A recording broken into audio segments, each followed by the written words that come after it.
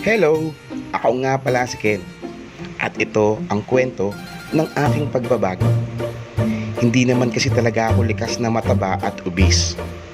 Nagsimula ang lahat ng pinabayaan ko ang aking sarili. Puro inom, yosi at napakadaming puyat.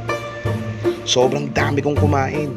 Malakas uminom ng soft drinks tapos hindi naman nag-exercise until naging hypertensive ako. 2019, nagtry ako maging healthy ulit. Diet at exercise ang ginawa ko. Laki ng improvement after 4 months from 140 to 109 kilograms. Kaso wala, napabayaan ko ulit ang aking sarili. At ngayon, nagbabalik ako. Sisiguraduhin ko na tatapusin ko na ang boxing. Hindi na to laban para lang sa aking sarili, kundi para sa pamilya ko at sa magiging bagong parte ng aking lumalaking pamilya. Samahan niyo ako sa aking journey.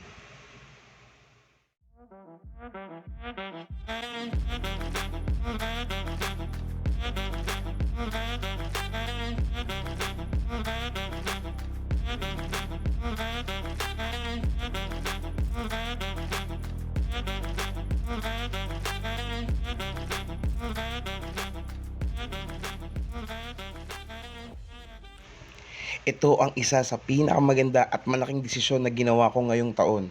Gusto ko pang makasama kasi ng matagal ang aking pamilya. Makita kong lumaki ang aking mga anak at hindi maging alagain sa aking mahal na asawa. At syempre, nang mahabol at malaro, maalagaan ang newest part ng aking family. Let's welcome Mabu!